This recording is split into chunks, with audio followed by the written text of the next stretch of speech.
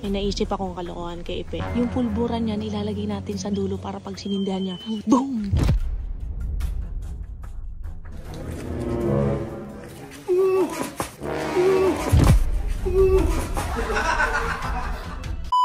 So yun guys, hindi ko gano'n lalaksan yung boses ko kasi nandun sila sa may bandang pool.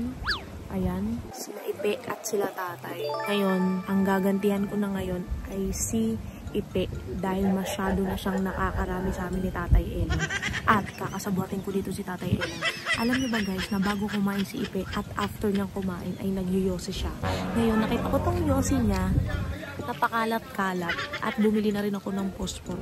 Yung dulo ng yosi niya ilalagyan ko ng pulbura para pag sinindihan niya na boom! Sabog!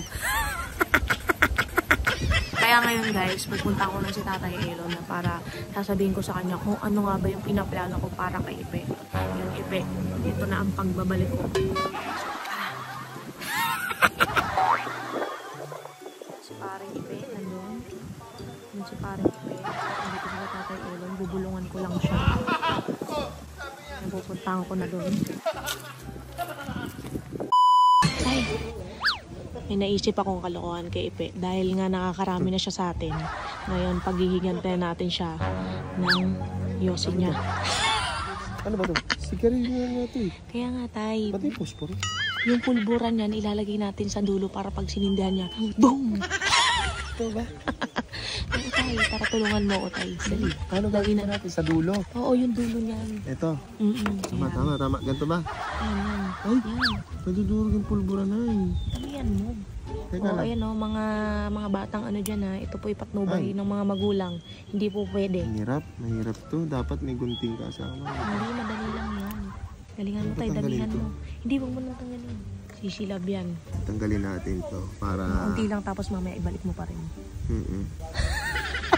Sisihan mo lang, boy. Sisira ako yung dulo eh. Ito ang ginawang prop si nanay. Papalitan yung dulo. Kulit. Ito na, tignan mo. Ganito lang naman. Hindi niya naman matapansin to kasi diba kalos laman ng pag nagyoyosi pag kinuha to. Kinukuha niya tapos sinisindihan agad. Yosi boy yun eh.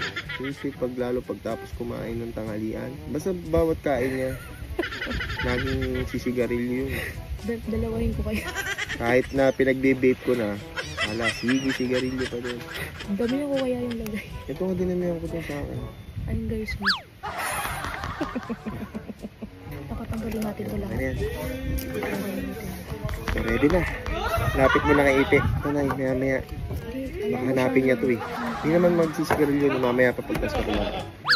So let's go. Ang ganda talaga dito sa Laluz. Tapos andun na si Ipe. Walang kamalay-malay. Mamaya hanapin niya ng yosi niya. Tapos anong palata. Yun yung mga tropa.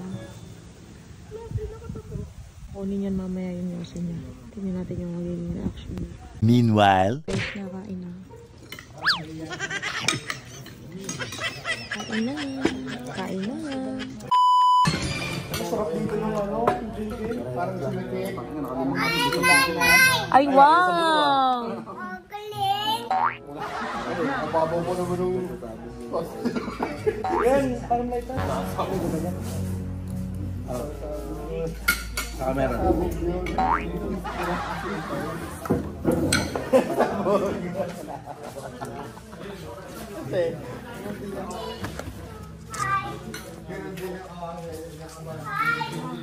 Busog na ako tayo. Ha? Busog ako.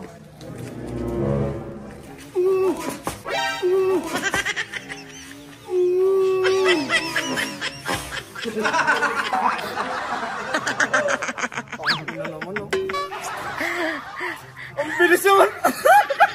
Ano nakuha to? Ganon. Si nanay may pakanangan. Sasabihin ko nga dapat sa'yo eh. Yung prank niya. Kalat-kalat doon sa may ano ng Basta kahit panoorin mo yung video dyan, hindi ako kasabuat, wala akong ginawa. Tara, tulungan mo ko tayo. Dali. Paano gagawin natin? Sa dulo. Oo, yung dulo niya. Ito. Ay, parang natatakot ka sa akin. Hindi. Talaga, hindi lang ako ganyan mag-prank. Basta, may bahid ng kahit na ano dyan, wala akong ginawa. Tama. Ganito ba? Wala. Kinabahan ako doon. Ay, sobrang ganda ko. Lang mo. Hoy, sayang. Ang lighter pa, naitapon ko. Kasi nga, di bahid ng kahit namin dyan, wala akong ginawa. Mapapanood ko naman yan eh. Ako kasi mag-e-edit niyan. Nako, pag may bahid ka ditong ginawa. Wala talaga. Ano? Ano? Hindi ko kaya Ha? gawin sa'yo yung mga Tuloy-tuloy ganyan. ang ganti ni Ipe. Nakakailan ka na kasi. Kaya syempre, ang babagal nyo kasing kumilos eh. Kalma ka lang. Siya yan, ate. Ay, Achi. Siya. Abangan nyo na naman ang pagbawi ko. Oh, bakit kinukuha ni Aji? Sa inyong dalawa mag-asawa. Finger on. Abangan lang namin, Ipe. Galingan mo. Grabe, ano ako dun, no? Ha?